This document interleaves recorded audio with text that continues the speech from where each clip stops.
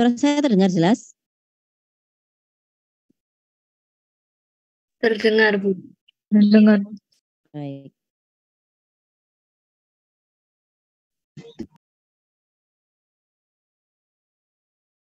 Apakah sudah terlihat?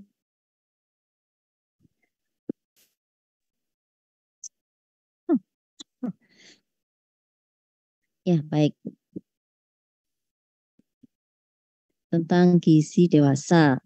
Ini Anda semuanya tentunya udah masuk usia dewasa ya? Udah 19 tahun ke atas kan? Ya, dewasa awal ya.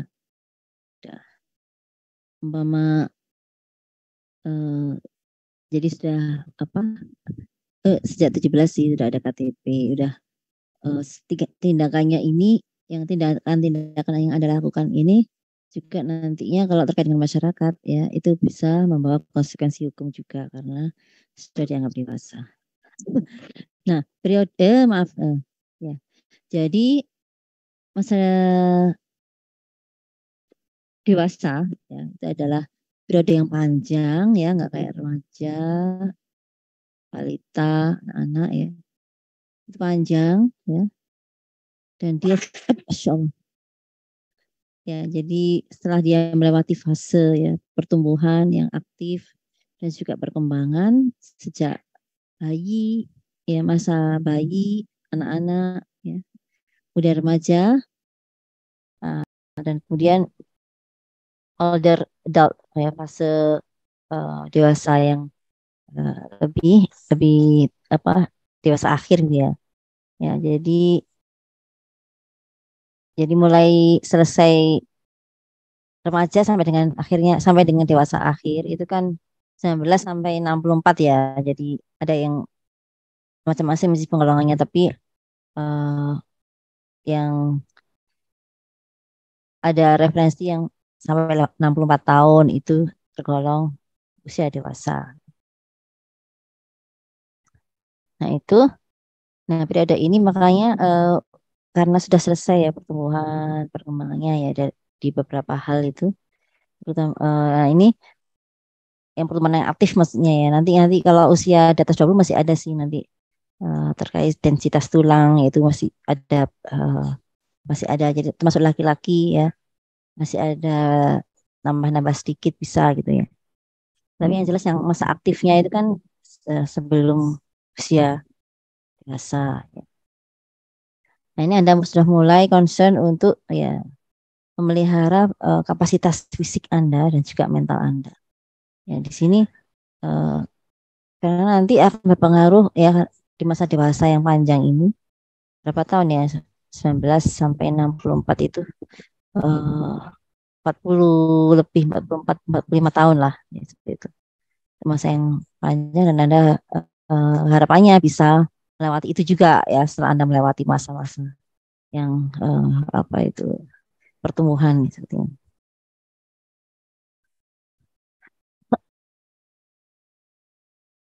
Jadi fisik mental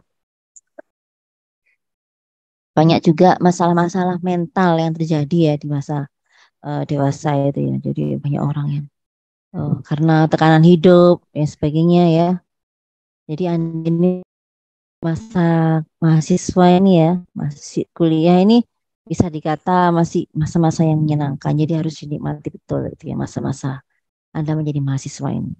Karena setelah lulus akan banyak tuntutan ya, baik dari diri Anda sendiri yang menuntut aku harus bisa begini-begini. Ya biasanya anak muda itu kan mematok target yang tinggi terhadap dirinya sendiri juga gitu kan ya.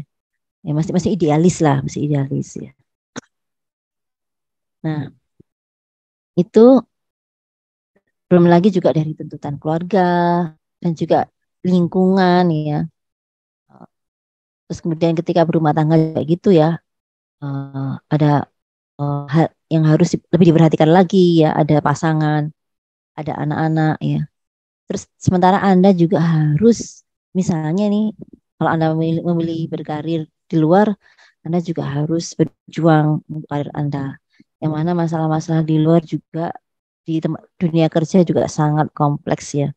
Hubungan antar pegawai atau antara dengan sesama levelnya, dengan di atas levelnya juga kompleks. Baru-baru ini ada itu yang lagi viral. Jadi viral itu bergantian ini. Yang terakhir yang masih hangat tentang dunia kerja itu kan ya ada bos yang menuntut ya terus staycation ya dengan anak buahnya kalau ingin diperpanjang kontraknya itu adalah salah satu masalah yang terlihat di dunia kerja.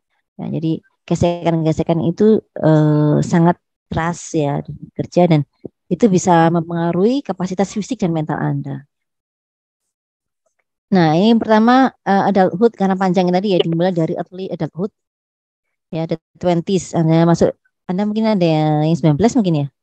Ya nanti kalau masih 19 mungkin nanti setelah ini masuk the 20s ya generally involve becoming independent jadi Anda menjadi lebih dependent leaving the parental home jadi termasuk Anda yang sedang berkuliah ini ya Anda berjihad meninggalkan kampung halaman meninggalkan orang tua yang Anda sama-sama sampai dengan usia 18 tahun mungkin ya sekitar 18 tahun bersama-sama dan bisa jadi setelah ini Anda udah mungkin nggak intens tinggal sama orang tua lagi ya, khususnya yang apa di luar Surabaya kuliahnya.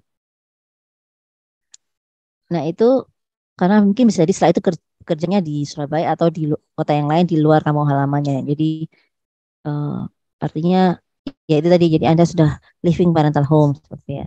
Kemudian finishing formal schooling ya seperti yang sekarang ini ya Anda sedang menyelesaikan studi ya. Lalu entering regular employment ya setelah itu setelah lulus Anda mulai masuk dunia kerja ya dan memulai karir kemudian untuk yang maksudnya developing relationship mungkin Anda sudah mulai menikah gitu ya punya anak dan sebagainya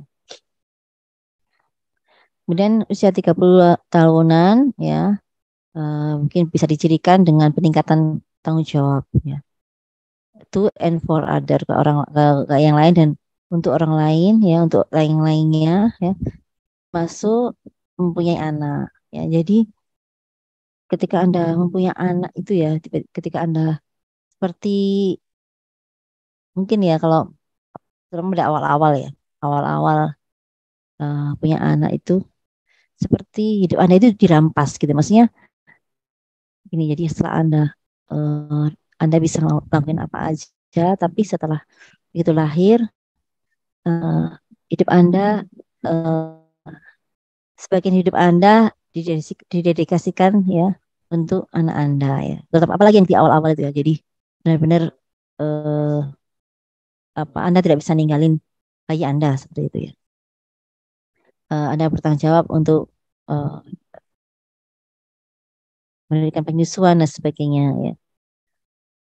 Ya itu ya jadi having children lalu juga providing for and caring for family juga eh, apa itu jadi apa itu mengasuh memberikan perhatian juga ya merawat untuk keluarganya ya anak-anak suaminya dan juga bisa jadi keluarga besarnya juga sama juga Anda juga membangun karir ya dan juga involvement in community and civic affairs dan juga Anda mulai terlibat di komunitas ya dan juga eh, mungkin masalah-masalah yang di masyarakat ya itu Anda sudah Anda bisa mulai partisipasi bahkan menjadi pemimpin ya.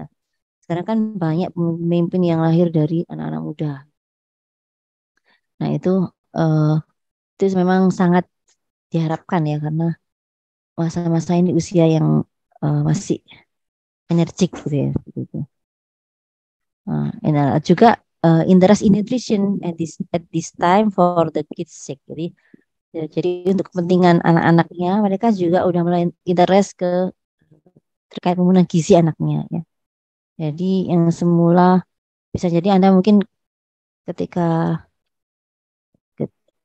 masih jadi mahasiswa ya mungkin makan seadanya ya atau ya meskipun mungkin Anda mahasiswa gizi ya bisa jadi mungkin Anda belum bisa memenuhi kebutuhan gizi Anda misalnya nih atau karena kondisi ya kos ya harus ngerjain tugas sebagainya mungkin eh, ya itu tadi nggak sempat dan sebagainya ya artinya untuk adik Anda sendiri Anda mungkin bisa jadi Anda tidak memperhatikan tapi ketika punya anak itu akan berbeda gitu ya.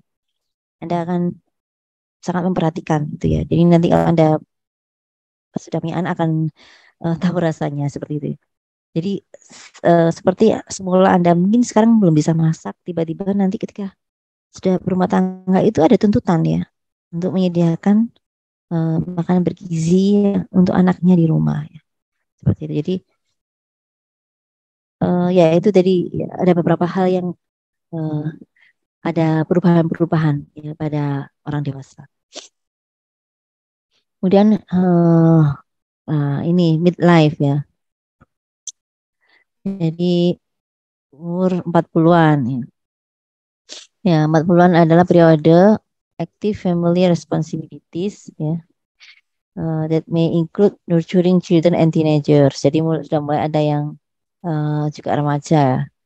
Tapi sekarang juga banyak juga sih yang masih punya anak yang masih usianya anak-anak karena saya lihat itu sekarang banyak yang apa gadis-gadis yang setelah lulus sarjana itu sepertinya ingin menunda-nunda dulu gitu, menunda karena itu tadi mungkin karena tanggung jawab yang banyak tadi ya yang atau kan memang belum ketemu eh, jodohnya juga, jadi banyak hal yang berpengaruh ya. Nah itu sekarang itu saya melihat itu lebih banyak ya. Eh, kalau saya amati ya di lingkungan sekitar saya itu ya. Itu yang sampai usia 30 sampai 35 ke atas itu masih belum menikah itu saya melihat itu lebih banyak sekarang gitu ya. Nah, itu bisa jadi ketika umur 40 nanti mungkin masih juga masih ada yang anak-anak. Itu jadi terus juga remaja ya. Nah, sama kayak seperti saya ini. Jadi, apa ada anak yang remaja tapi ternyata tiba-tiba ketika usia 40 dikaruniai anak kembali gitu ya seperti itu. Sehingga saya juga masih harus merawat ya anak dan remaja sama nih tulisan di sini. Ya, jadi eh, akhirnya kan ada menu yang berbeda, beda gitu ya. Waktu awal-awal itu ya. Kalau sekarang udah menu keluarga lagi. Ya, oke. Cuman kadang-kadang hal-hal kecil misalnya satunya suka pedas, satunya masih kecil ya tidak tahan pedas itu hal yang ya makanya harus itu tadi makanannya juga di manage ya, schedule-nya juga ya. Itu menjadi tantangan tersendiri ya. Masa Anda kan sudah mulai juga eh udah mulai mapan karirnya ya artinya sudah tetap sudah stabil seperti itu. Nah, ahli sosiologi itu mengatakan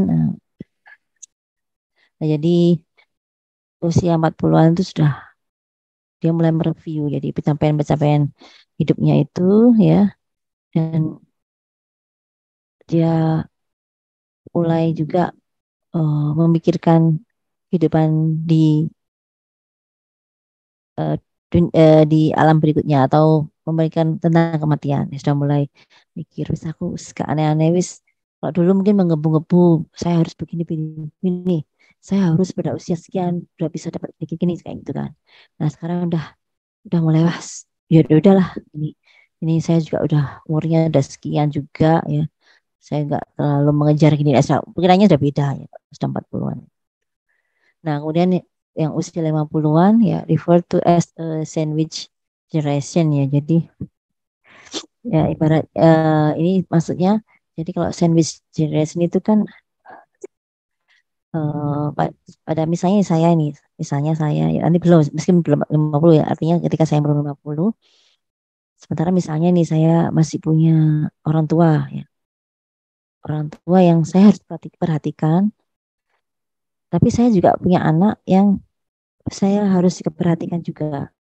Nah orang tua saya itu punya pengalaman dan pemikiran ya dan apa itu eh, apa sih tantangan hidup yang bisa jadi berbeda dengan yang saya alami sendiri ya. Saya alami dunia dunia artinya dianggap kalau gampangnya dunia dunia itu berbeda-beda ya dunianya orang tua dunia yang saya alami dan dunia yang akan dialami oleh anak saya. Itu jadi saya bisa berada di lapisan tengah seperti sebuah sandwich istilahnya gitu ya. Jadi itu juga menjadi tantangan tersendiri gitu ya, karena kita harus memahami orang tua, memahami diri sendiri dan memahami anak kita seperti itu ya. Kemudian later adulthood ya. Nah, ini pada early 60s ya. Ini many adults are making the transition to retirement. Jadi pada awal 60, kalau yang pegawai negeri ya ini utamanya. Pegawai negeri itu rata-rata pensiunnya ada yang 60, ada yang 65. Kalau di perguruan tinggi itu kalau profesor bisa sampai 75 ke atas ya. Nah, itu masih ya, apa diperpanjang kontraknya seperti itu. Nah, tapi kalau di swasta bisa jadi misalnya nih Jawa Pos ya. Jawa Pos itu 50 sudah pensiun ya. Jadi makanya wartawan itu muda-muda usianya ya. Tapi mereka kerjanya ketika muda itu benar-benar kayak istilahnya apa ya, 24 jam ya, maksudnya ya bukan berarti 24 jam, tapi kayak hampir semua seluruh hidupnya itu kayak di ngurusi kerjaan gitu ya. Istilahnya seperti itu. Jadi misalnya pagi ada meliput kegiatan, kemudian sore sampai malam itu membuat berita. Seperti itu waktu berapa tahun yang lalu ya. Apalagi kalau sekarang istilahnya per detik ya, istilahnya detik kok kayak detikcom itu kan nggak boleh ketinggalan berita ya. Jadi tiap menit tiap apa itu kita harus dipasok, berita-berita harus dimasuk-masukkan seperti itu. Jadi itu salah satu contohnya. Jadi eh, kalau ada yang usia bahkan lebih awal seperti itu dari 50 tahunan. Ada yang 60-an gitu ya. Ya, jadi transisi untuk pensiun, have more leisure time, and are able to give greater attention to physical activity and nutrition ya. Jadi makanya mereka udah punya waktu lebih sehingga mereka mulai kumpul-kumpul biasanya sesama lansia gitu ya. Atau belum ya ini later adult gitu ya. Si awal 60 itu belum masuk lansia kan, kalau yang baru itu. Nah, itu mulai ya apa sih bersepeda bareng, terus juga ikut posyandu, masuk posyandu lansia nggak ya? Jadi artinya elder adulthood itu biasanya juga sudah mulai ikut itu ya. Ya itu jadi ini beberapa masa di dalam dunia orang dewasa yang nanti Anda juga akan melaluinya, dan sebagai ahli gizi Anda perlu juga eh, apa memperhatikan latar belakang ya kondisi daripada orang dewasa gitu ya. Yang tentunya berbeda dengan yang dialami oleh anak-anak dan remaja.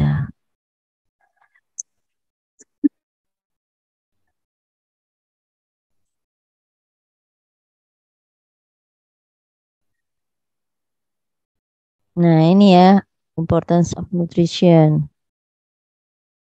Pentingnya gizi pada masa dewasa ini ya.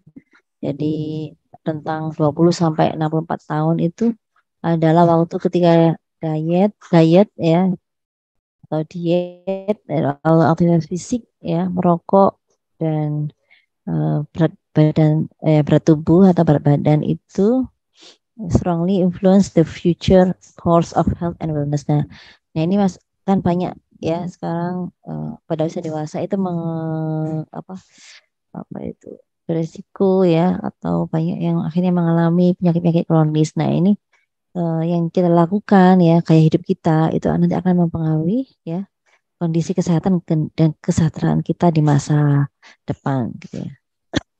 Ya, ini contohnya beberapa faktor risiko ya yang pada orang dewasa yang sering terjadi untuk chronic disease seperti cancer itu biasanya terkait dengan carcinogenic diet seperti low fruit and vegetable intake, low level of antioxidants ya khususnya vitamin A, vitamin C, low intake of whole grain and fiber.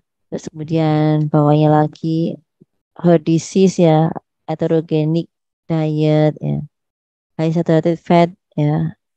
Jadi eh, lebih dari 10% dari kalorinya yang ada. trans fatty acid, lalu dietary cholesterol intake, lalu low fruit and vegetable intake. Beberapa itu memang sama gitu ya. Beberapa itu dietnya itu bisa menimbulkan beberapa jenis yang di sini semua ya. Misalnya kayak ini fruit and vegetable, di sini juga high dietary fat, di sini juga ya. Kayak ada fat juga, misalnya alkohol di sini ada nggak ya?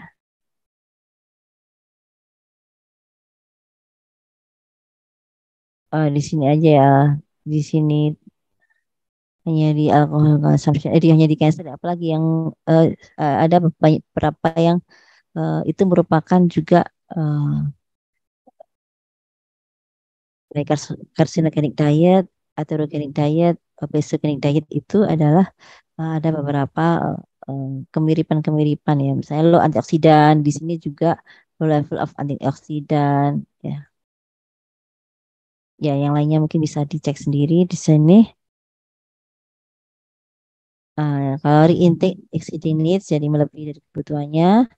Makan yang tidak struktur. Ya, ini juga ada high fat intake. Ya. Terus diabetes itu juga bisa dari aterogenik ya maupun obesogenik ya. Yang itu beresiko ke diabetes.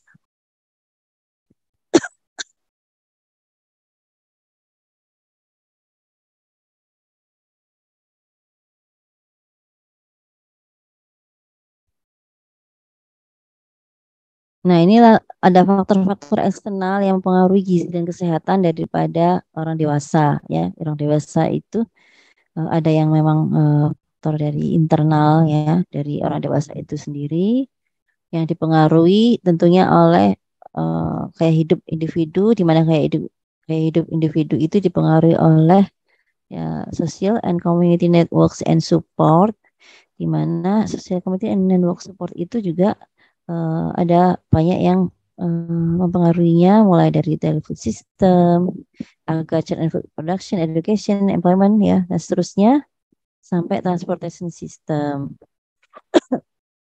Ya, jadi misalnya kalau transportation system itu mungkin terkait dengan misalnya physical activity ya.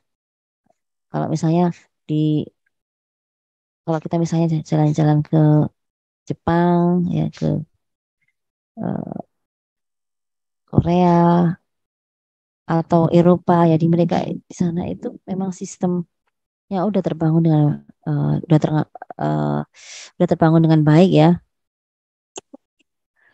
ya sehingga bisa tersambung kemana-mana ya, naik kereta yang eh, eh, mereka sangat dimudahkan transportasinya seperti itu ya. Jadi bisa kemana-mana dengan waktu yang cepat gitu ya, tidak bakal waktu lama, sehingga itu mereka justru lebih memilih naik kereta gitu ya, sehingga dan menuju ke kereta itu mereka berjalan kaki gitu ya dari rumahnya.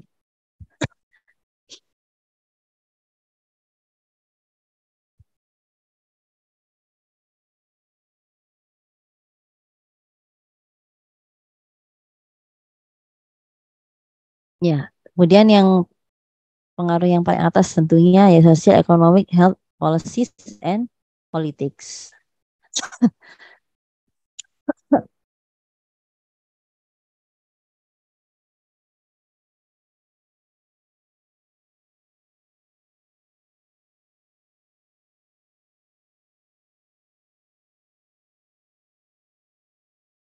Ya,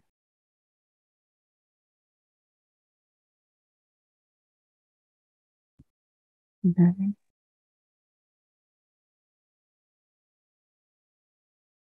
Lalu juga ada perubahan fisiologis ya selama periode dewasa, masa dewasa.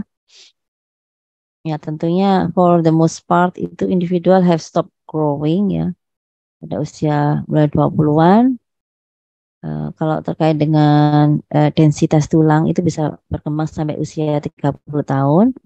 Kemudian peak bone mass-nya is related to the amount of dietary calcium and weight bearing exercise in prior years. Jadi kalau masa apa itu bone mass-nya, peak-nya itu kapannya terkait dengan diet kalsium dan juga mungkin di tahun-tahun sebelumnya dia juga eh, dia banyak pelatih beban misalnya seperti itu. Nah, kemudian muscular strength peaks around 25 sampai 30 tahun. Dan kemudian eh, selanjutnya eh, ketangkasan dan kelenturan udah mulai menurun ya setelah itu ya. Makanya pemain-pemain sepak bola itu biasanya sehebat-hebatnya ya setelah 30 itu udah kayak obral gitu ya. Kalau di awal-awal mungkin masih tinggi ya. Mungkin setelah itu mungkin mulai ke Asia kayak Cristiano Ronaldo itu kan sebelumnya bermain di Eropa gitu kan. Setelah itu mulai setelah 30 ya mulai misalnya Kak, di Arab Saudi kan sekarang dia dikontrak di Arab. Sama di Indonesia juga gitu. Siapa itu dulu itu ada eh, ya banyak sih pemain yang dulu terkenal itu Nigeria itu siapa itu dari Nigeria Jackson Tiago. Aduh tapi kamu mungkin masih belum lah zaman sepak bola dulu. Jadi kalau dulu saya itu masih ngikutin kalau sekarang itu udah banyak yang nggak tahu namanya. Nah itu dulu nah ketika setelah 30 dia milik ke Indonesia gitu. Ya tadi oke. Lalu hearing loss-nya jadi mulai mulai dari usia 25 tahun atau mungkin lebih awal lagi kalau dia terekspos pada musik yang keras ya. Biasanya anak muda kan musiknya yang nggak biasa ya. Mesti itu ada sebagian anak muda itu bisa suka musik yang metal seperti itu kan. Terus pakai apa headset ya. Itu terus menerus seperti itu kan. Jadi akhirnya lebih cepat berkurangnya pendengarannya. Ada cerita-cerita juga ya teman saya karena harus mau S3 gitu ya. S2 apa S3 saya lupa. Oh, S2, S2. Nah, itu kan beasiswa Australia. Nah, itu tapi waktu itu eh, diberikan kursus dulu untuk mencapai IELTS yang ditargetkan. Nah, itu dipusatkan di Bali. eh, apa trainingnya. Nah, eh, itu kan harus karena ingin memenuhi targetnya waktu yang ditetapkan harus naik sekian gitu kan. Jadi dia itu eh, mendengarkan kayak headset gitu sampai akhirnya tuh tidur juga nggak dilepas kayak gitu kan. Nah katanya sejak itu dia berkurang pendengarannya. Ya itu cerita saya seperti itu. Lalu vision changes ya often become noticeable by age 40 ya. Ini saya juga ini saya ketika umur 40 udah mulai harus dibantu kacamata. Lalu blood flow to muscle, skin, and all tissues of the body are impacted by gradual changes in cardiovascular function, include decrease in maximal heart rate and increase in rigidity of blood vessels. Jadi juga aliran darah ke otot, kulit, dan seluruh jaringan tubuh itu juga eh, terdampak ya. Dia mengalami perubahan penurunan secara bertahap ya. Jadi fungsi kardiovaskularnya ya, fungsi jantungnya ya, jadi seperti penurunan detak jantung ya secara maksimal dan juga peningkatan pengerasan pembuluh darah yaitu terjadi seiring dengan eh, tambahan usia. Lalu other body composition changes lossif ya. Jadi terjadi juga perubahan-perubahan komposisi tubuh ya. Yang itu apa itu berhubungan atau bersamaan ya atau ya bersamaan dengan eh, perubahan hormonal ya. Jadi misalnya karena misalnya ya konsumsi lemaknya eh, berlebih sehingga akhirnya berpengaruh ke hormon insulin seperti itu ya. Dan juga hormon yang lainnya juga gitu. Jadi itu uh, jadi perubahan-perubahan selama usia dewasa. Nah, kemudian energy recommendation, rekomendasi kebutuhan energinya. Nah, itu tentunya energi yang dibutuhkan untuk masa dewasa ini ya, itu dibutuhkan untuk memelihara ya berat badan yang stabil ya. Jadi kalau uh, kita ketika Anda remaja mungkin Anda harus mensupport juga pertumbuhan. Kalau ini kan sudah nggak tumbuh lagi, jadi supaya gimana stabil ya. Stabil nggak nggak terlalu ya artinya kalau tinggi apa tingginya tetap kan sudah tetap ya. Jadi kalau tambah-tambah terus bagaimana gitu kan. Jadi kan eh, nantinya bisa menjadi obes gitu ya. Nah, ini harus eh, dikonsumsi untuk memenuhi itu tadi supaya bisa menjaga berat tubuh yang stabil ya konsisten untuk jangka panjang ya kesehatan jangka panjang yang itu juga memungkinkan kita untuk memiliki aktivitas fisik yang cukup ya untuk maintain ya aktivitas sosial budaya dan ekonomi. Jadi karena orang dewasa itu ada aktivitas ekonomi, ada aktivitas budaya, aktivitas sosial ya. Jadi kita itu orang dewasa eh, apa itu aktivitas sosialnya bisa jadi lebih tinggi gitu ya karena kita harus banyak berhubungan dengan orang lain ya. Kalau Anda mungkin ya dunia Anda mungkin masih dengan teman-teman Anda ya. eh, dengan orang tua, dengan tetangga sebagainya. Kalau ini mungkin lebih luas lagi ya ketika usia dewasa ya. Mungkin akan internasional seperti itu. Ya, kemudian juga dari berbagai kalangan usia ya. Dari mulai balita sampai lansia ya. Seperti saya kemarin ngisi acara yang eh, isinya masyarakat dari berbagai kalangan seperti itu. Masyarakat dari usianya yang berbeda-beda juga. Sementara kapan lagi besoknya misalnya eh, bisa jadi saya menghadapi balita seperti itu ya. Jadi itu eh, kita harus punya cukup energi untuk melakukan itu semua, termasuk ke keluarga kita sendiri ya yang butuh perhatian juga. Lalu a healthy weight for most individuals is BMI dari 18,5 sampai dengan 25 kilogram per meter persegi. Asia, kalau Asia ini normalnya bisa sampai berapa? 23 ya. Nah, nanti kita bahas khusus yang ini. Nah, lalu age related changes in energy expenditure.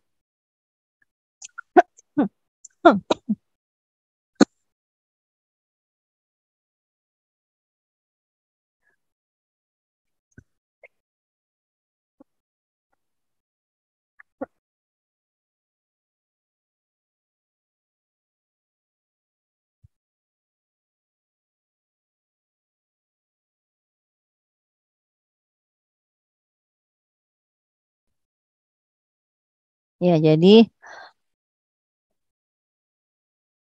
metabolic rate sama energy expenditure itu mulai menurun ya pada awal dewasa ya atau dewasa muda.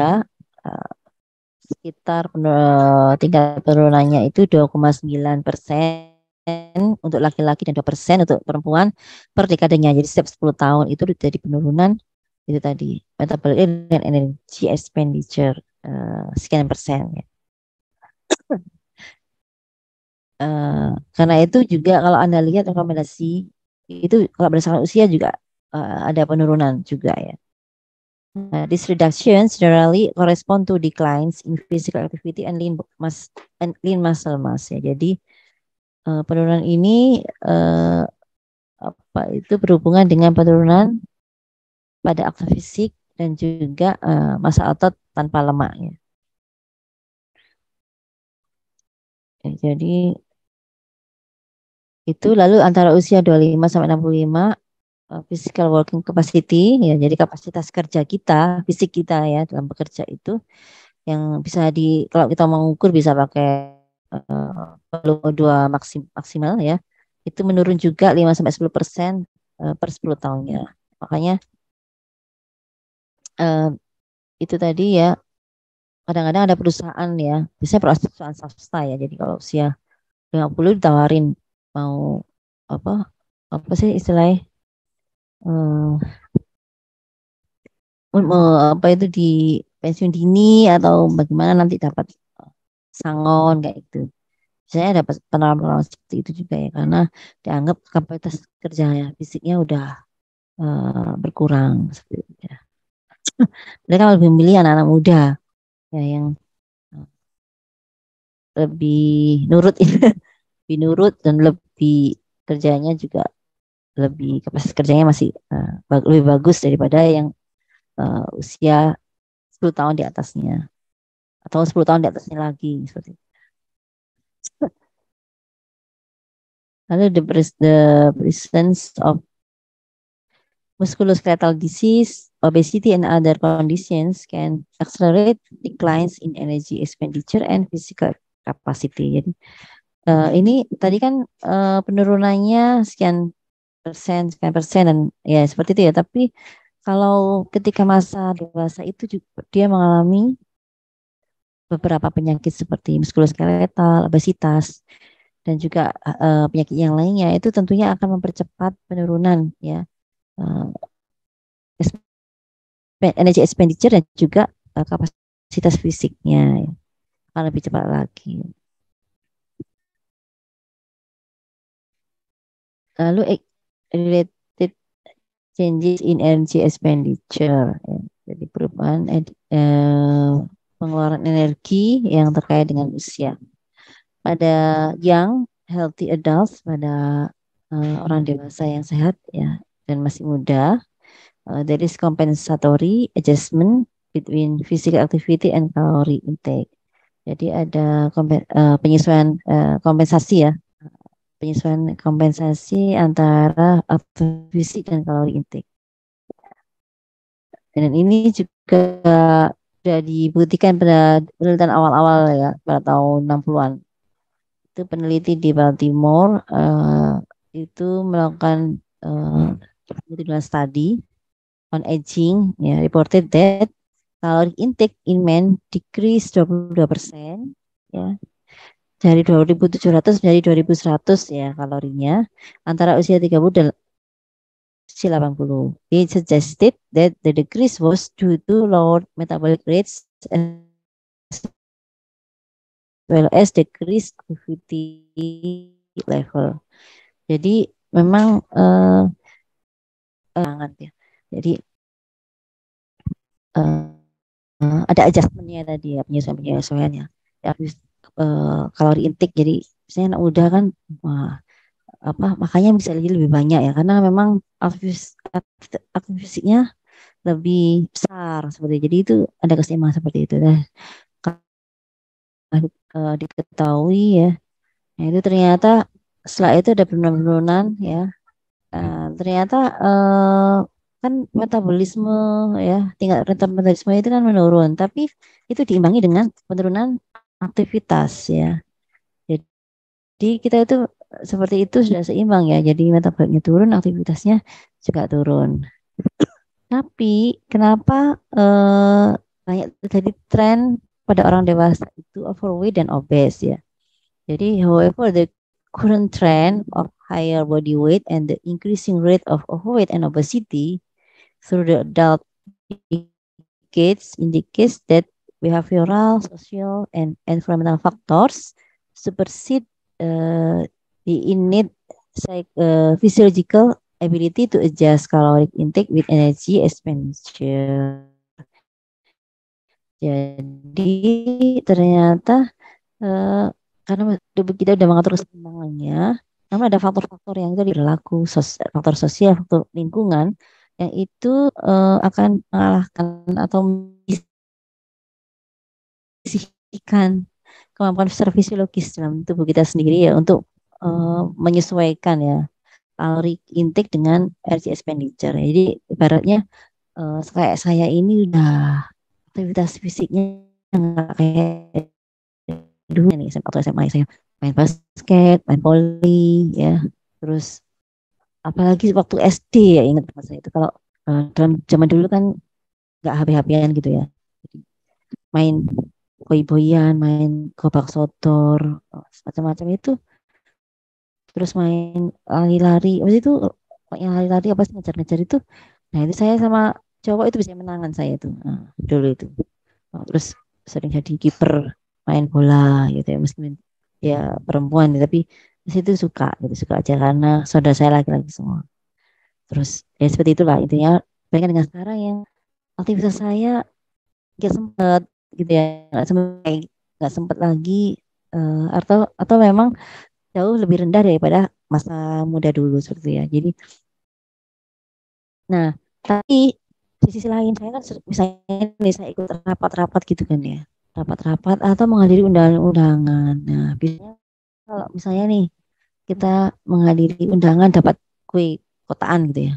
Nah, biasanya kalau kita buka itu isinya itu yang manis-manis ya, ya atau yang kayak pastel ini yang gorengan-gorengan kayak gitu. Jadi memang mungkin ya itu tadi eh, lingkungan kita memang bisa jadi mempengaruhi juga akhirnya eh, tidak apa itu keseimbangan itu enggak jadinya tidak eh, terkalahkan ya oleh faktor-faktor yang saya sebutkan tadi.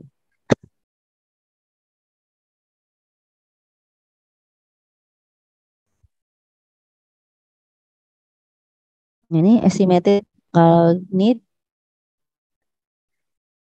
per day by age, gender, and physical activity level.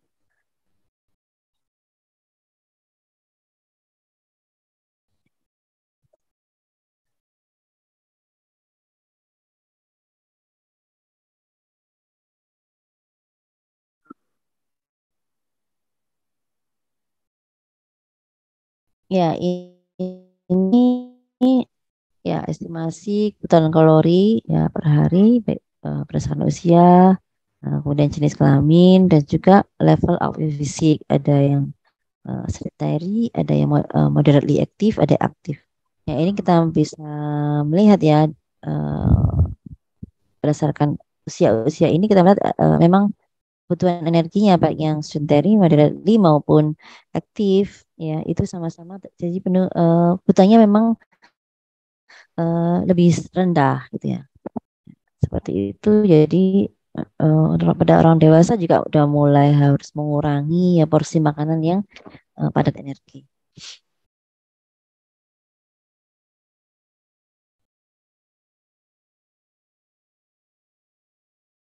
Nah, estimating energy needs in adult.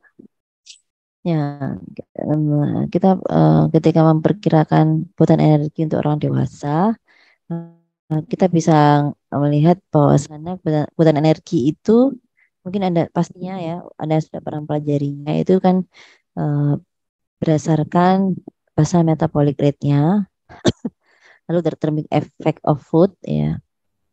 Ya, jadi thermic effect of food itu energi untuk itu tadi mencerna metabolisme menyerap makanan gitu ya.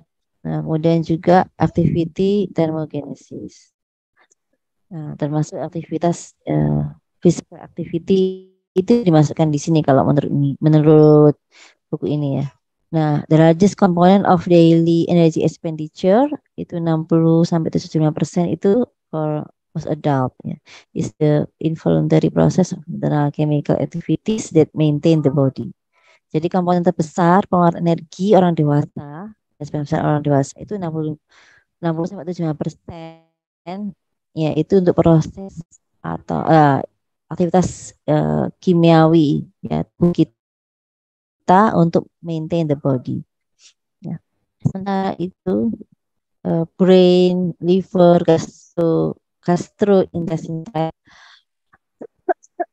liver, kidney ya make up less than 5% of body weight. Jadi semua yang saya sebutkan tadi itu dari misalnya nih berat kita 50 kilogram itu hanya 5%-nya itu berat daripada semua yang saya sebutkan tadi itu hanya 5% dari 50 kilogram berat saya.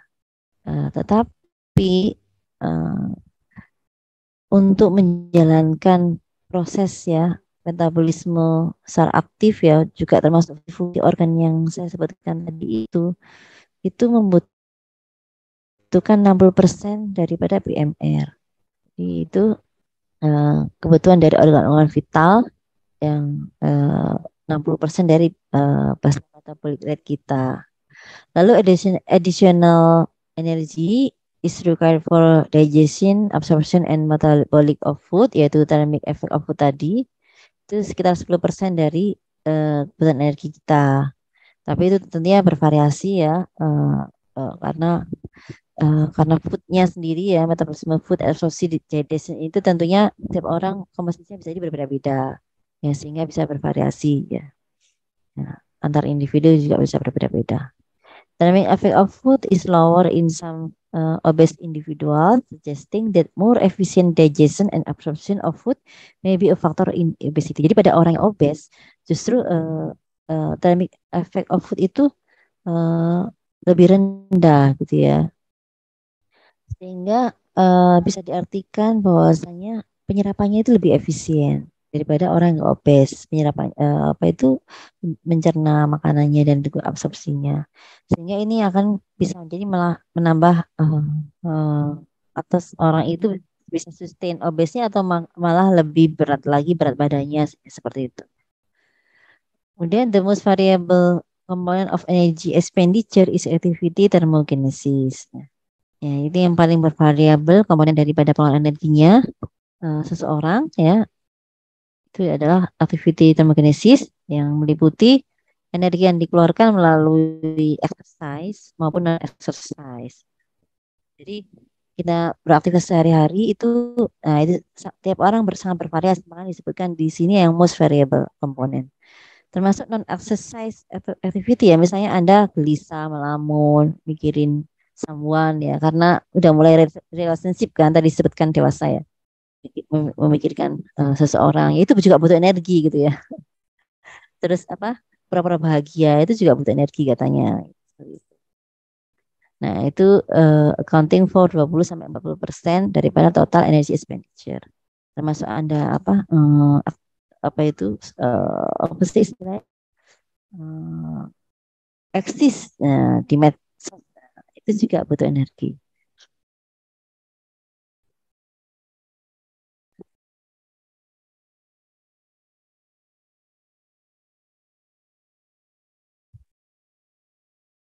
Nah, ini ada beberapa formula. Mungkin nanti akan Anda menemukan beberapa uh, formula ya. Salah satunya ini dari Mifflin ya, Secure Energy Estimation Formula Mill. Ya, ini resting energy expenditure ngitungnya itu uh, 10 kali 3 WT itu weight, ini height tinggi, lalu ini usia ya.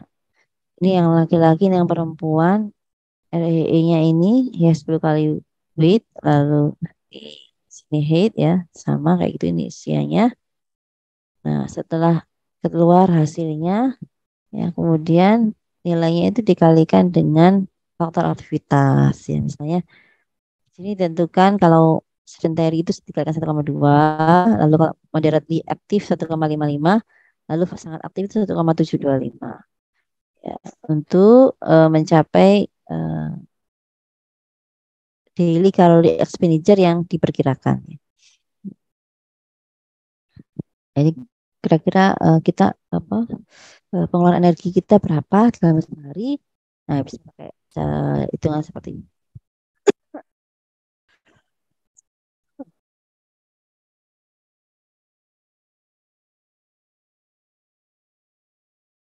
Nah, kemudian energy adjustment for weight change. Di penyesuaian energi untuk perubahan berat badan.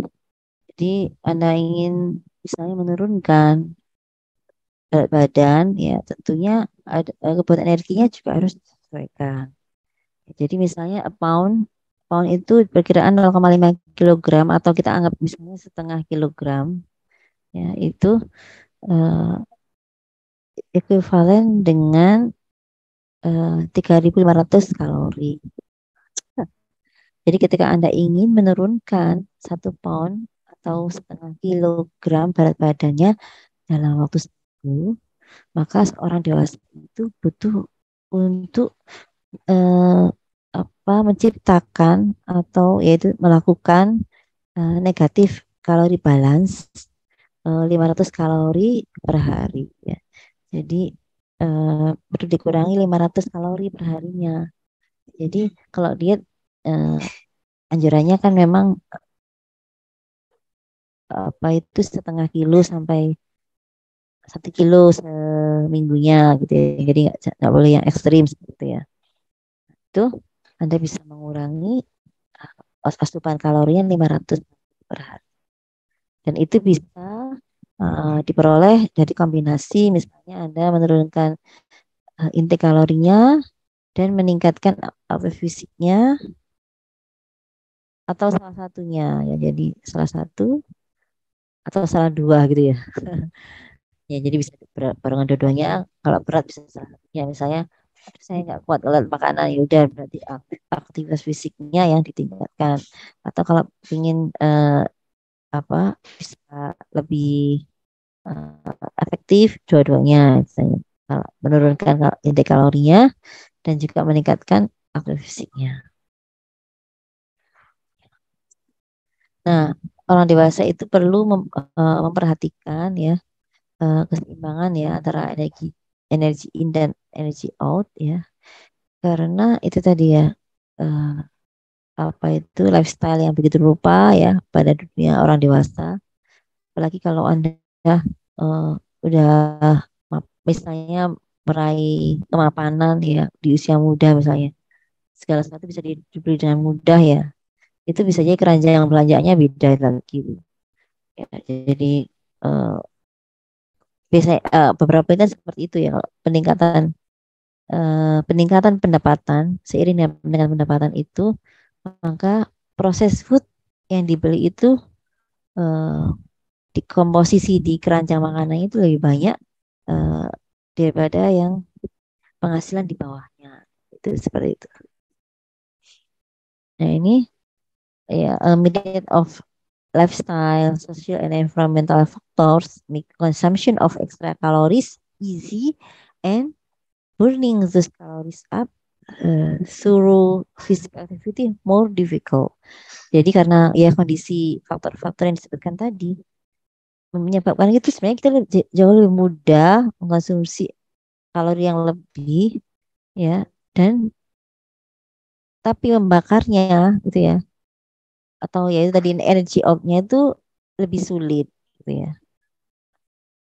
Karena kita uh, itu tadi kita misalnya harus lebih banyak duduk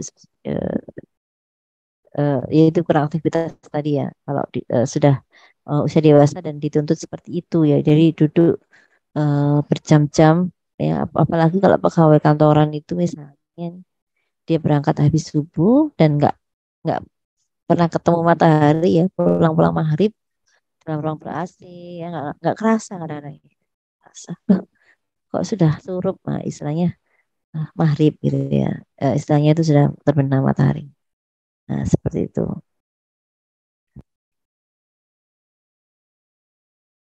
Yeah, studies revealing the obesity epidemic to small reoccurring excesses in energy intake over energy expenditure. Jadi studi itu telah melihat hubungan eh, bahwasanya epidemi obesitas ya dunia ini dengan kita itu seringnya itu terjadi konsumsi energi kita itu lebih meskipun sekecil sedikit, tapi akhirnya nggak terasa setahun naik 4 kilo seperti itu ya. Bisa dibayangkan kalau tiap tahun naik 4 kilo 4 kilo 4 kilo terus karena kayak hidupnya sama ya itu tentunya akan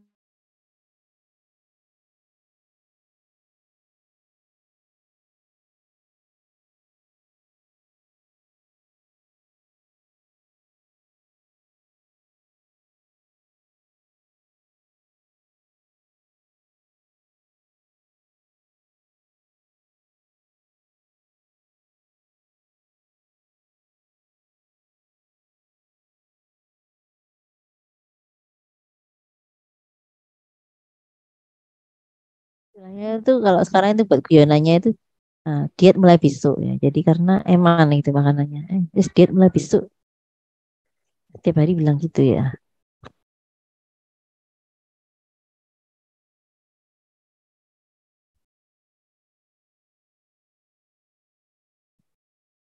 Kemudian macronutrient recommendation. Ya, makronutrien kalau lemak tentunya 20-35% daripada kalori, karbohidrat 5-5% dari kalori, dan protein 10-35% dari kalori.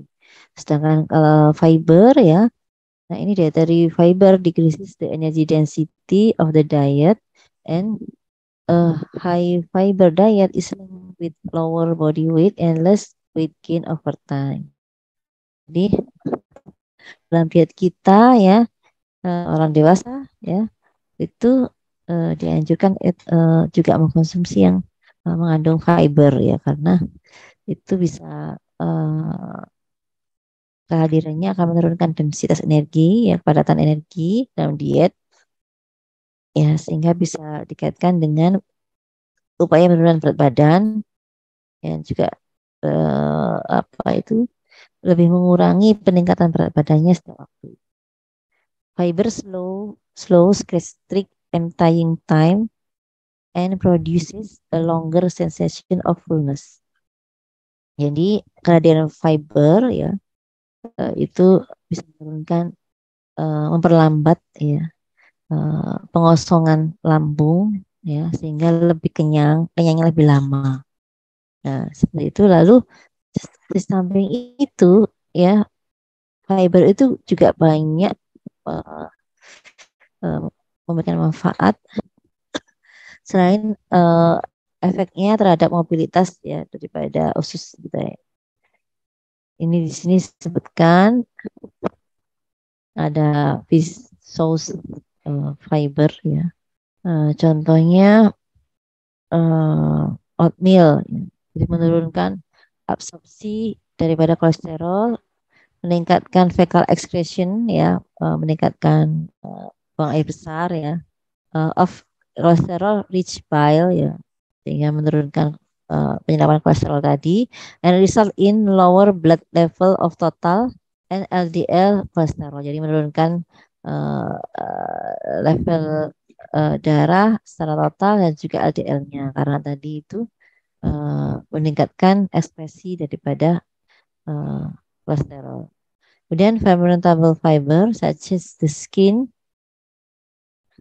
of fruit and wheat or corn bran ya, jadi mungkin layernya itu layer daripada atau pembungkusnya ya, atau bagian luar daripada buah dan gandum, kemudian jagung ya, enters the colon undigested and is fermented by gut bacteria.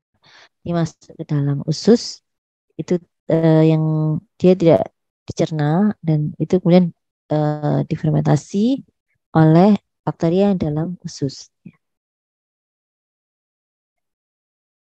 Promotes the development of a beneficial mix of microbiota in the gut, ya, which stimulate the immune system that is formed in the lining of the gut. Jadi dia meningkatkan kehadiran fermentable fiber ini ya, meningkatkan pengembangan ya manfaat ya mix daripada manfaat ya, campuran ya daripada mikrobiota dalam usus ya, yang bisa menstimulasi peningkatan sistem imun yang dibentuk di yang apa itu mengelilingi ususnya. As microbes ferment fiber, short chain fatty acid and other metabolites are produced. Ya. Jadi ketika mikrobanya itu memfermentasi fiber, maka bisa diproduksi short chain asam lemak dan metabolit yang lain. Nah, ini akan bermanfaat atau berdampak nantinya terhadap pengurangan resiko terjadinya obesitas, diabetes, dan juga inflammatory bowel disease, dan juga cardiovascular disease.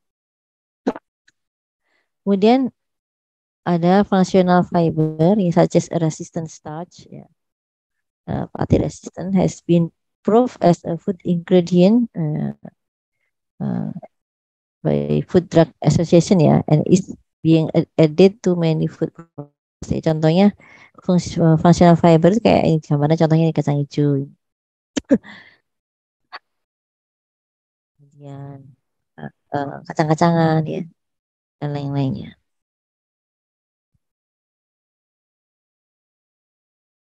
Nah, kemudian kalsium dan vitamin D, ya. Low vitamin D intake is associated with decreased calcium bioavailability, ya. Sehingga mengurangi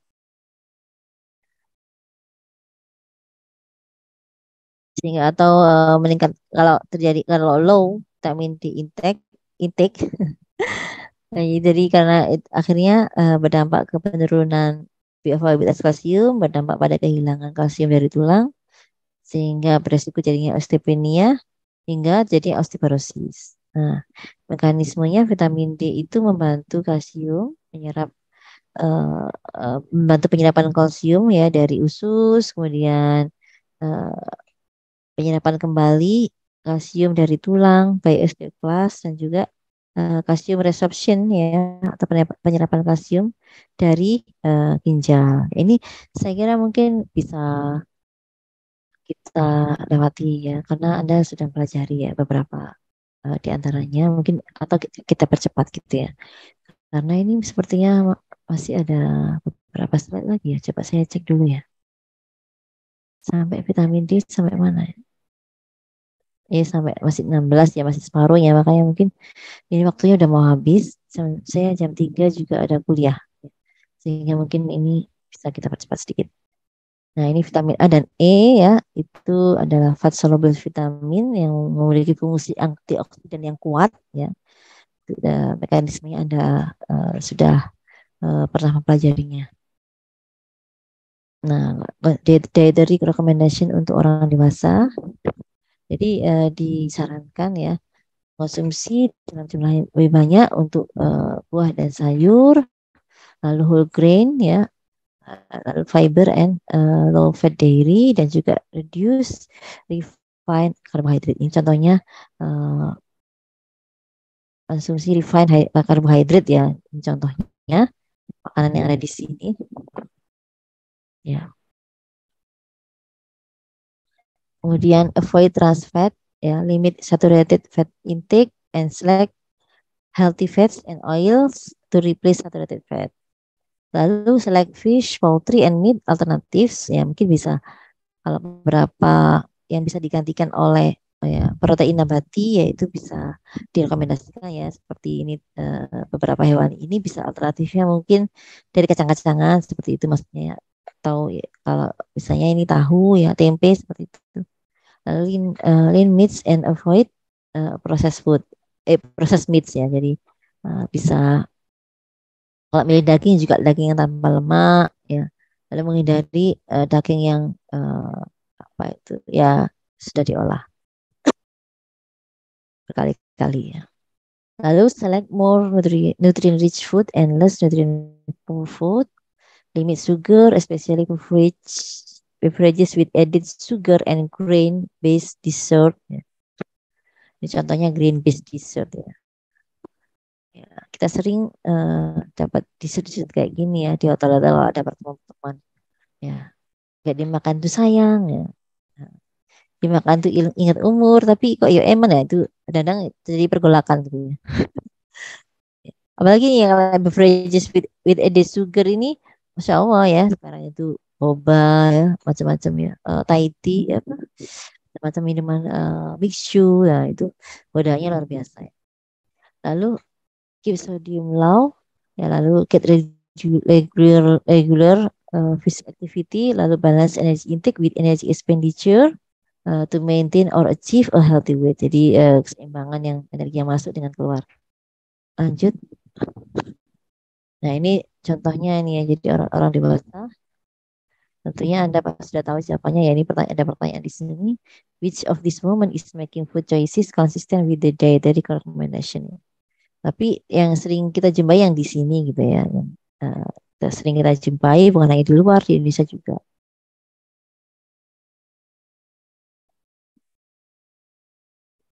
Nah, total diet approach ya pendekatan total dietnya ya choose nutrient dense food ya. All choices are nutrient dense form without added sugar and keep oil within the recommended amount. Jadi harapannya hmm, apa memilih makanan yang pada gizi ya diusahakan yang tanpa ditambahkan gula. Soalnya kan misalnya kalau kita beli jus kan biasanya juga eh, ada gulanya seperti itu kan. Lalu keep oil within the recommendation amount. Jadi kalau misalnya ada minyaknya ya usahakan dalam dengan jumlahnya sesuai dengan rekomendasi dan tidak melebihi. Lalu don't eat too much ya. Ya, portion size specified by my plate. Ya, kalau di Indonesia piringku itu biasanya kalau di piringku itu kan porsinya lebih sedikit ya dibandingkan misalnya kalau kita dapat berkat atau nasi kotak ya ya biasanya konvensional food package saya lebih sedikit porsinya ya pada my plate atau piringku and as commonly served in restoran biasanya di restoran seperti itu kan kita disuguhkan lebih daripada kebutuhan kita apalagi kalau misalnya kita ikut makan-makan yang mejanya penuh jadi kita itu bingung bagaimana menghabiskannya kayak gitu kan. Nah, itu pas jelas-jelas itu jauh dari my piringku. Lalu large service sizes increase caloric intake and also contribute more added sugar. Jadi kalau ukuran apa yang disajikan itu lebih besar, itu tentunya akan meningkatkan intake kalori dan juga berkontribusi pada more fat and added sugar. Selanjutnya, calorie, fat, sugar, and sugar intake can be minimized by selecting fewer, smaller portion of energy-dense food and replacing with foods of lower energy density. Jadi bisa diminimalkan ya kalori, lemak, dan gula, intake kalori, lemak, dan gula ya dengan menyeleksi porsi-porsi atau memilih porsi yang lebih sedikit dan lebih kecil dari makanan yang padat energi ya mungkin kalau ngicip-ngicip nggak apa-apa deh kalau pengetahui kepingin ya tapi mungkin tidak dihabiskan seperti itu ya kalau memungkinkan ya kita ngambil yang porsi yang kecil seperti itu. Water intake recommendation. Food and Nutrition Board defines the adult adequate intake ya level for water based on median total water intake. Nah ini uh, dari Food and Nutrition Board ini Badan Gizi Makanan Pangan dan Gizi itu menentukan adequate level ya level atau level intake ya tentu saya oh pipis sebentar sebentar sebentar ya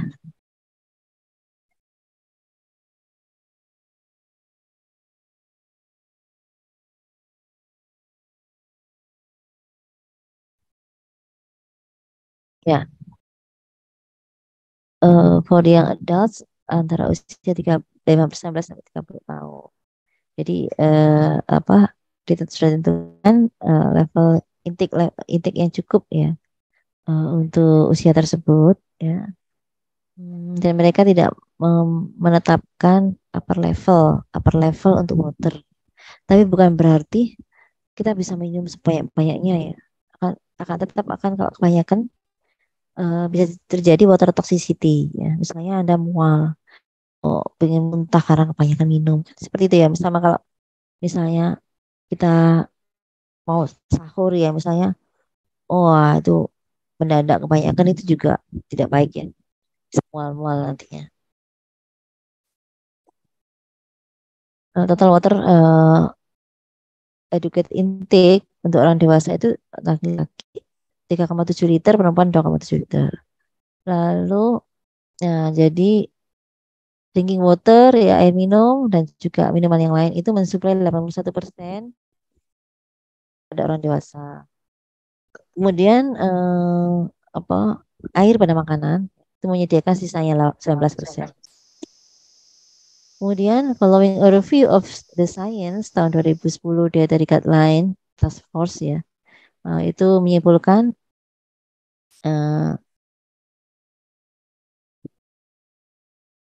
ya combination of church and typical behaviors ya, seperti minum ya, minum dengan makan ya mas, misalnya nih Anda hanya mengkonsumsi ketika Anda merasa haus, lalu juga Anda mengkonsumsi ketika makan ya, misalnya makan kan saya diiringi dengan minum, nah itu sudah memenuhi apa cukupan total intake total water intake. Waktunya udah ini soalnya balik-balik ngomongnya. Lalu kafein dan coffee intake, nah ini lagi tren kan ya, jadi kafe-kafe ya, jual minuman. Kemarin mahasiswa saya penelitian skripsinya tentang konsumsi kafein ya, pengaruhnya ke status gizi gitu kan. Ya, ternyata kan itu tadi, jadi sebenarnya ya enggak, maksudnya saya dia tanya kenapa kamu milih itu, katanya rata-rata temennya itu minum kopi gitu ya, meskipun perempuan. Kalau dulu itu biasanya dulu itu hanya laki-laki, tapi sekarang udah seperti menjadi gaya hidup, jadi perempuan juga minum kopi. Nah, termasuk saya ini, saya dulu nggak suka kopi dan nggak tahan ya, tapi karena selama saya S3 itu saya butuh butuh ya kopi itu ketika penyelesaian disertasi, sehingga saya akhirnya jadi terbiasa minum kopi. Okay, what about fruit containing caffeine? Yeah, occasionally someone suggests that coffee, tea, or other caffeine containing beverages not be counted as fruit intake because they have a diuretic effect on the body. Jadi ini kan ada apa yang mengatakan bahwasanya kalau minum kopi, minum teh, dan juga misalnya minuman lain mengandung kafein itu nggak dihitung sebagai apa intake cairan, atau iya nggak dianggap sebagai intake cairan karena ada efek diuretik, karena katanya habis, yang bukan katanya memang ya, kalau habis minum kopi, minum teh ya itu, atau yang mengandung kafein lainnya itu biasanya kita jadi bolak-balik ke kamar mandi, pipis gitu ya. Tapi sebenarnya ya kafein temporarily increases urine production at high dose ya, but no evidence connects these beverages with that uh, dehydration. Jadi meskipun berkali-kali ya mestinya meningkatkan kan produksi urin, tapi pada dosis yang tinggi ya, tapi tidak terbukti bahwasanya itu berhubungan dengan minuman tersebut itu berhubungan dengan dehidrasi, sehingga itu bisa, artinya apa, bisa dihitung sebagai bahwasanya itu intake fruit intake kita gitu ya, apa kopi, teh dan sebagainya. Nah, sehingga Food and Nutrition Board conclude that caffeine containing beverages contribute to daily total water intake. Itu kesimpulannya. Jadi apa dugaan ini tidak tidak maksudnya yang sudah konklusi dari Badan Panganan Gizi adalah yang ini ya. Caffeine is known for its stimulating effect on the central nervous system, but other biologically active compounds in regular and decaffeinated coffee exert anti-carcinogenic, antimicrobial, neuroprotective, hypoglycemic effect that may protect against cancer, dental caries, Parkinson disease, diabetes, dan weight gain. Jadi kan kafein itu diketahui memberikan efek stimulasi ya pada sistem syaraf pusat. Tapi sebenarnya komponen lain yang ada di kopi itu dia menghasilkan lain. Jadi kan terkenalnya kafein gitu ya. Padahal sebenarnya di kopi itu bukan hanya isinya kafein, tapi dia juga mengandung anti karsinogenik dan sebagainya. Jadi di sini yang bermanfaat ya, untuk melindungi kanker dan sebagainya. Nah, karena itu secara alami ya kita mengkonsumsi kafein secara rutin by healthy adults in the range 400-800 mg per desiliter has not been found to be harmful. Ya, jadi kalau konsumsi yang berlebihan itu tidak berbahaya dan itu berhubungan dengan positif efek yang ada disebutkan tadi. Akan tetapi ya sekarang itu banyak eh, produk-produk yang dengan menambahkan kafein ya dan juga akhirnya berada di luas ya ngomongnya kopi tapi sebenarnya itu isi kopinya sedikit yang banyak itu gulanya ya lalu creamernya kayak gitu kan jadi akhirnya harus dibedakan ya karena namanya orangnya nyebutnya tetap kopi tapi komposisinya bisa jadi beda yang dimaksud gitu ya dengan yang ada tulis di sini tapi Rana juga diklaim juga ya oleh produk yang lain gitu. Nah, ini raising concern about its safety at high levels. Ya, ini ya, adverse effect of high dose include increase heart rate and blood pressure and headaches uh, and depend on individual sensitivity. Jadi itu juga tergantung juga sensitivitas individu. Jadi kalau dosisnya besar bisa detak jantungnya bisa cepat, tekanan darahnya juga dan pusing kepala juga ya sakit kepala juga dan juga dan itu tergantung sensitivitas masing-masing individu. Lalu dietary supplement and functional food jam 3 ya. Nah ini sebentar kurang berapa sih? Udah masih 23 ya kurang kurang 10 ya. Atas dan slide lagi ya mungkin bisa kita percepat sedikit. Ya, jadi dietary supplement and functional food ya jadi biasanya dietary supplement itu ada vitamin, mineral dan sebagainya. Mereka apa itu bisa sebenarnya kehadiran vitamin dan mineral itu kan digunakan untuk memastikan ya kecukupan gizi seperti selama kehamilan, sakit tertentu ketika atau orang yang kekurangan kalori atau zat gizi. Nah, tapi hasil survei itu ada azan. Wow, Allah Akbar. Itu mengindikasikan 44% orang laki-laki dan 53% orang perempuan itu ternyata mengkonsumsi vitamin atau mineral eh, yang suplemen ini maksudnya ya. Syadallah. Most of these do so daily ya. Yaitu padahal sebenarnya itu ada kondisi khusus gitu ya untuk konsumsinya. Syadallah. Kita berhenti sebentar ya.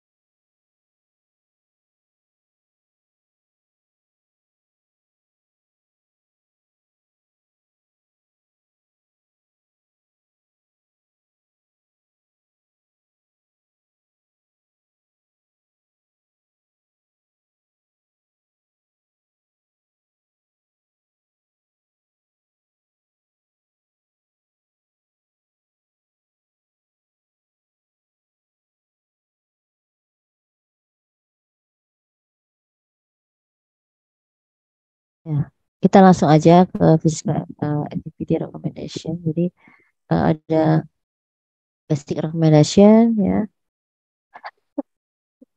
di 2 jam dan 30 menit selama seminggu ya untuk moderate intensity or 1 jam dan 15 menit a week atau 75 menit untuk yang intensitasnya lebih ya, misalnya aerobik gitu ya, ya.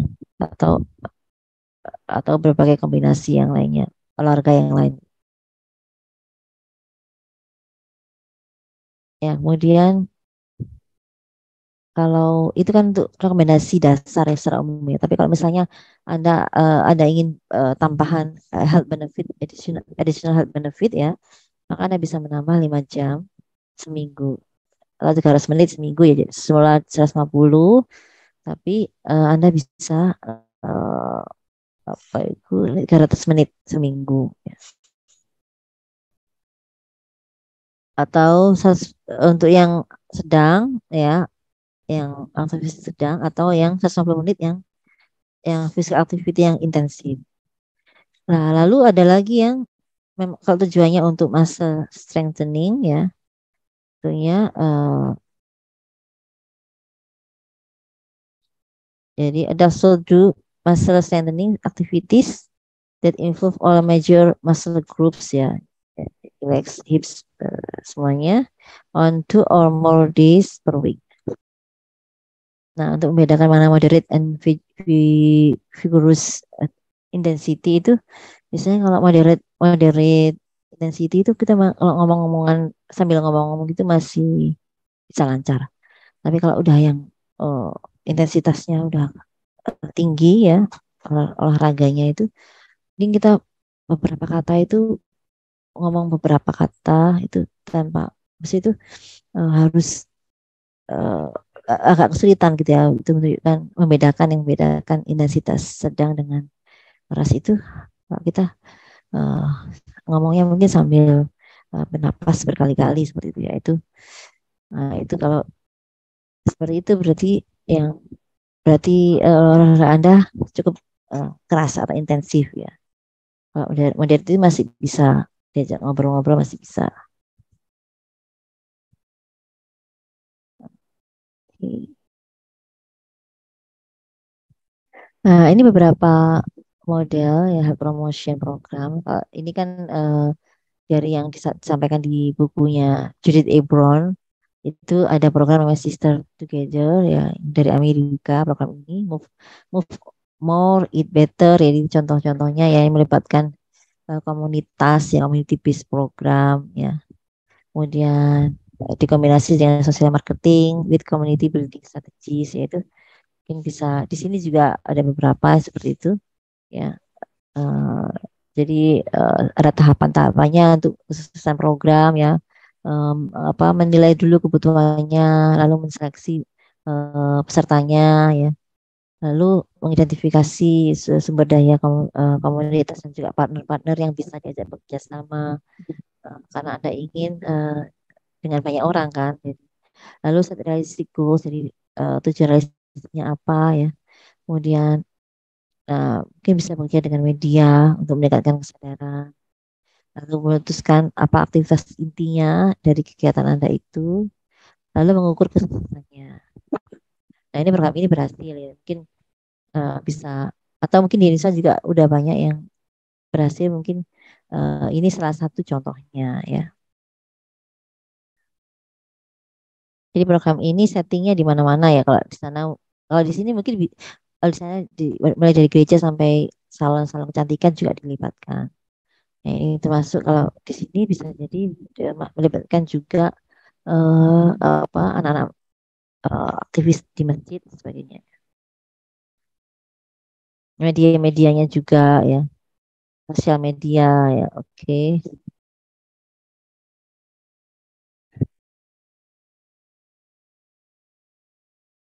Hmm.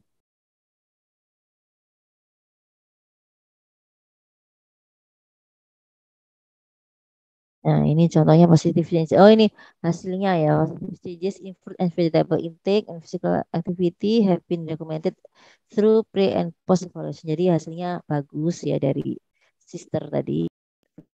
Tadi. Jadi multi component program such as this, ya, seperti disebutkan di sini itu help create a culture of health. Jadi ada budaya sehat ya. Kalau sekarang kan mungkin di Indonesia,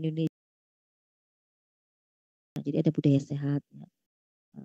Bisa untuk support positive diet, physical activity.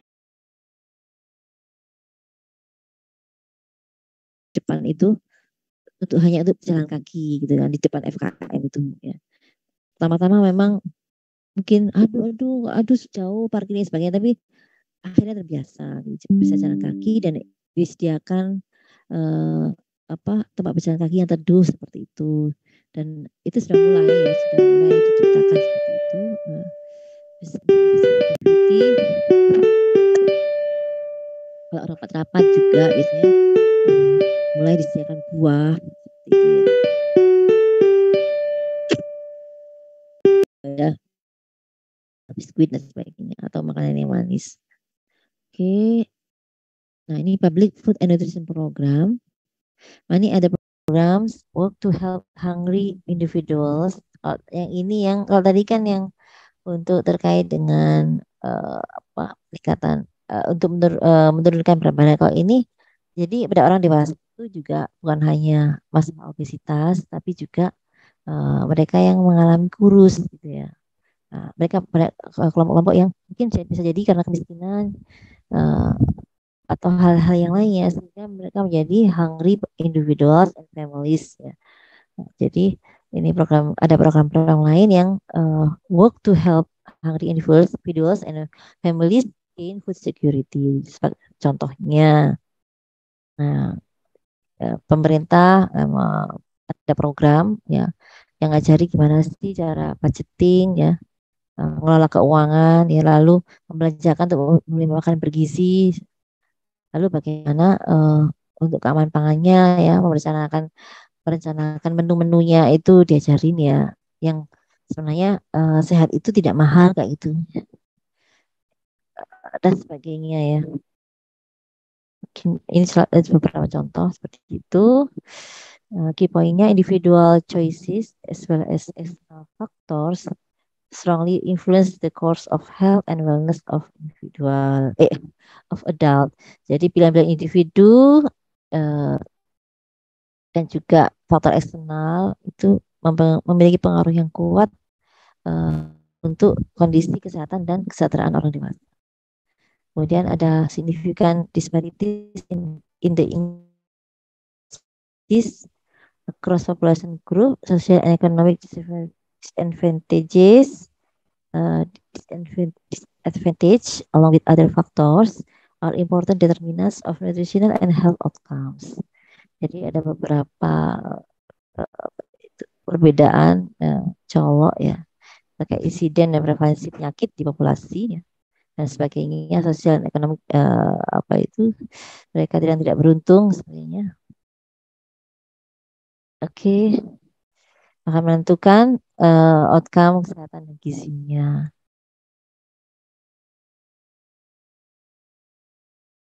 Beginning dimulai dari awal di adult years, jadi masa dewasa awal, bone mass begins to decline ya, then there is an increase in body fat that is associated with increased risk of chronic disease. Jadi masa tulang mulai menurun, kemudian terjadi peningkatan body fat ya, sehingga terjadi peningkatan ya, dihubungkan dengan peningkatan penyakit kronis. Oke, kita langsung aja. Nah, metabolic rate and energy expenditure decline through the adult years ya. Balancing energy intake and physical activity is necessary to maintain a healthy body weight. Several method can be used to estimate energy needs ya. Tadi sudah, ini rangkuman aja ini ya. Oke, mungkin bisa kita akhiri aja ya. Not too much jadi sudah kita bahas juga ya. Nutrient dense food that but not too much ya.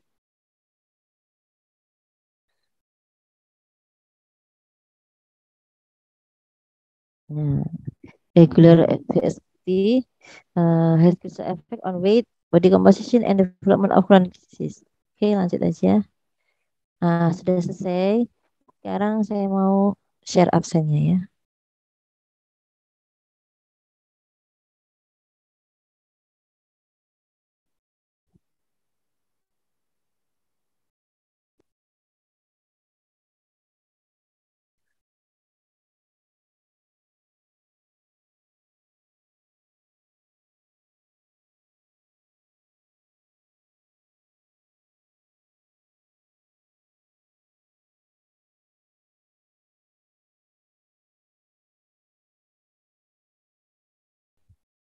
Ini 4A gizi dalam kehidupan ya.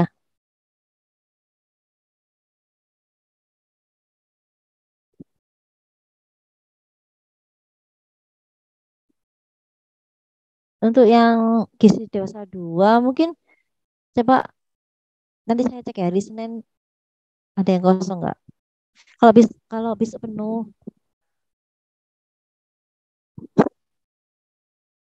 penuh. Iya, saya pagi jam 8, jam 11, jam 1 ada, malam juga ada. Tapi malam konsultasi aja, apa anak-anak konsultasi sih. Jadi sepertinya kalau Jumat itu apa waktunya mepet banget gitu loh. Nanti tubuh kayak kayak gini ini kan saya geser-geser jadinya kan. Jadi gizi dewasa. Tak tulisnya dulu. Kalau minggu depan nanti katakan lagi ya. Coba nanti saya cek Senin. Eh, oh ya, nanti saya cek tapi ya, saya cek.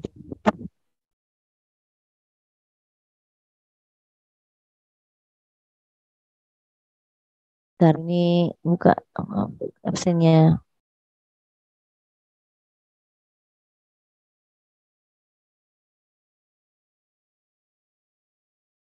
Mesti di share screen dulu.